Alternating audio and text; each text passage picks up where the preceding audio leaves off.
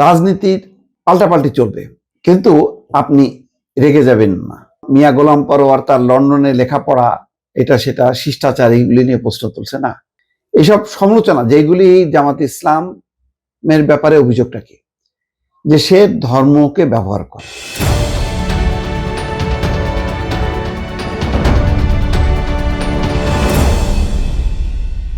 কথায় বলে রেগে গেলেন তো হেরে গেলেন, তেমনই কি ঘটনা ঘটছে। কালকে তারেক রহমান অন্তত দুইটা জনসভায়, সিলেট আর সম্ভবত মৌলভীবাজার বা হবিগঞ্জ, দুইটা সভায় দুইজন মানে হজ করে এসছেন এমন ব্যক্তিকে, একজন অপেক্ষাকৃত কম বয়স, আরেকজন হলো এক বয়স্ক মানুষ, তাদেরকে জিজ্ঞাসা করেছেন যে এই পৃথিবী বেহেশত দোজখের মালিক কে? বলছে আল্লাহ। তাহলে কেউ কি জান্নাতের টিকিট দিতে পারে? তারা বলছে না, পারে না। এইটা তিনি নিজে যেভাবে দেখিয়েছেন, এরপর একটা প্রতিক্রিয়া হয়েছে। কি প্রতিক্রিয়া হয়েছে? প্রথম প্রতিক্রিয়া দেখেন, মিয়া গোলাম পরোয়ার, সেক্রেটারি জেনারেল জামাতের, তিনি কিভাবে তার রিয়াকশনটা দিচ্ছেন। এই যে কাজটা সৌজন্যতা, শিষ্টাচার, ওদের সাথে এই কথাটা যায় না, এটার জন্য আমরা তীব্র প্রতিবাদ করি। আমরা ধারণা করেছিলাম যে উনি বিদেশে লন্ডনে গেছেন, লেখাপড়া করেছেন, কিছুটা পলিটিক্যাল ম্যাচুরিটি হয়তো আছে, কিন্তু দেখি যে উনি তো এখন বড় মুফতি হয়ে গেছেন। বিলেত থেকে মুফতি ফতোয়া দিয়ে দিচ্ছেন যে কিনা মুশরিক আর কিনা কাফের।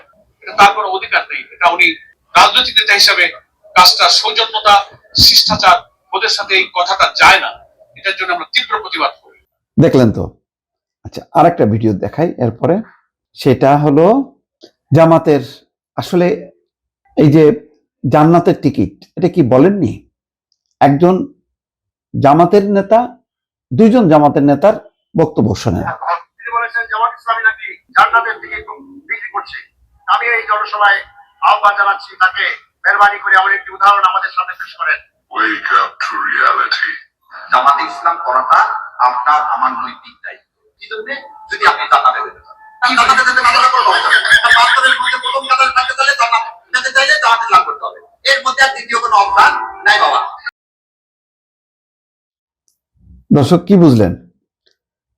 এর মধ্যে আবার তারেক রহমান অন্য একটা কথা বলেছেন, নরসিংদীতে এদের শিরকের জন্য আল্লাহ ভূমিকম্প দিয়েছে। অর্থাৎ তিনি এইটাকে এত বেশি এমফাসিস দিয়েছেন যে নরসিংদীতে যে এই যে মাঝখানে যে ভূমিকম্প হলো পরপর, এইটার ব্যাপারে তিনি বলছেন এদের শিরকের জন্য এরকম ভূমিকম্প হয়েছে। দেখেন,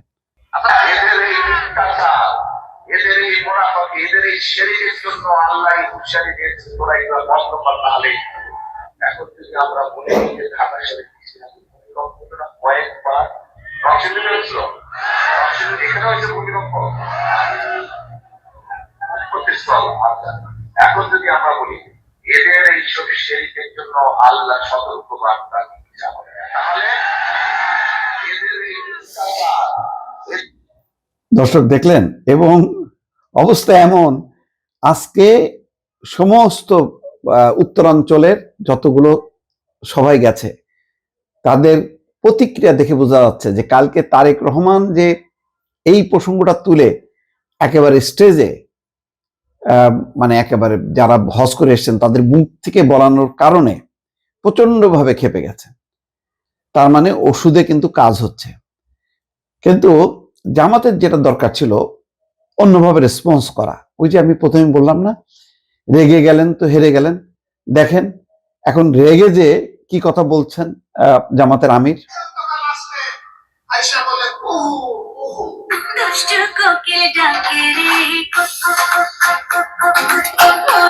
দেখছেন এই যে জামাতের আমিরের এই কথা মানে কেড়ে নিয়ে মুখের কথা, ওই যে কুহুকু বসন্তের কোকিল, ওই কুহুকু দিয়ে যে গান, খুবই পপুলার গান, সেটা এখন সবাই মেক করে বা ছেড়ে দিচ্ছে সোশ্যাল মিডিয়াতে।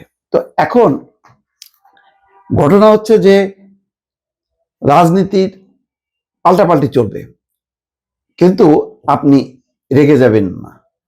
এখানে মিয়া গোলাম পরোয়ার তার লন্ডনে লেখাপড়া, এটা সেটা শিষ্টাচার, এইগুলি নিয়ে প্রশ্ন তুলছে না। এইসব সমালোচনা যেগুলি জামাত ইসলাম ধর্মের ব্যাপারে অভিযোগটা কি, যে সে ধর্মকে ব্যবহার করে। তো এই যে ধর্মকে ব্যবহার করে, রাজনীতিতে ধর্ম ব্যবহার করা এবং নির্বাচনের সময় ধর্ম ব্যবহার করা, এটা গণতান্ত্রিক রাষ্ট্রের জন্য ভালো জিনিস না। এবং নির্বাচনী আচরণ বিধিতেও ধর্মের ব্যবহারটা বন্ধ করা হয়েছে এই কারণে যে এর ফলে এক ধরনের উত্তেজনা তৈরি হয়। ভারতের বিজেপি যেই কাজটা করে সেই কাজটা যাতে আমাদের এখানে কোনো ধর্মীয় দল সেটা না করে, এই কারণে এই প্রোটেকশনটা দেওয়া হয়েছে যে রাজনীতিতে নির্বাচনে ধর্মের ব্যবহার করা যাবে না। এখন তারা তো গত 1 বছর নানা এসব কথাবার্তা বলছে, এখন এইগুলি নির্বাচনের মাঠে যেহেতু এখন প্রধান প্রতিদ্বন্দ্বী বিএনপির জামাত ইসলাম, সুতরাং তাদের কথাগুলোকে খণ্ডাইতে হবে, খণ্ডাইতে গেলে বলতে হবে। কালকে তারেক রহমান ধারাবাহিকভাবে বলে গেছে, একদিনও মানে সবুর হয়নি, তারপরেই তারা এটার কাউন্টার করছে এবং কোনো কোনো ক্ষেত্রে আবার হাস্যকর হয়েছে।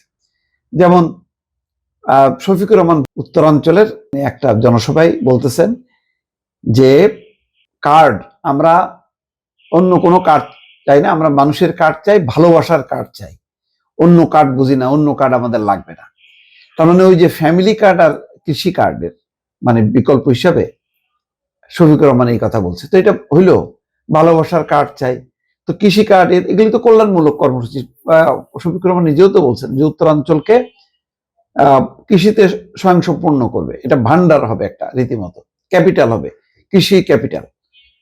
তো ভালো কথা, এগুলি তো প্রচার তো করতেই হবে, কিন্তু ফ্যামিলি কার্ড বা কৃষি কার্ড এটাকে কটাক্ষ করা ঠিক হবে? এটা তো গরিব মানুষের জন্যই। সুতরাং আপনি গরিব মানুষের জন্য কি করেন, আপনিও বিকল্প দেন। তো ওই জন্য শেষ পর্যন্ত বলি, আপনি যদি রেগে যান তাহলে হেরে যাবেন। আপনার প্রতিপক্ষের মানে বক্তব্যগুলোকে খুব সুন্দরভাবে আপনাকে অন্য পাল্টা যুক্তি দিয়ে উপস্থাপন করতে হবে। এমন যুক্তি দেওয়া যাবে না যেটা মানুষের কাছে হাস্যকর হয়ে যাবে এবং মানুষ বুঝবে যে এই তো ধরা খাইছে, এই তো রেগে গেছে, সুতরাং হেরে যাচ্ছে। এটা যেন না হয় দর্শক।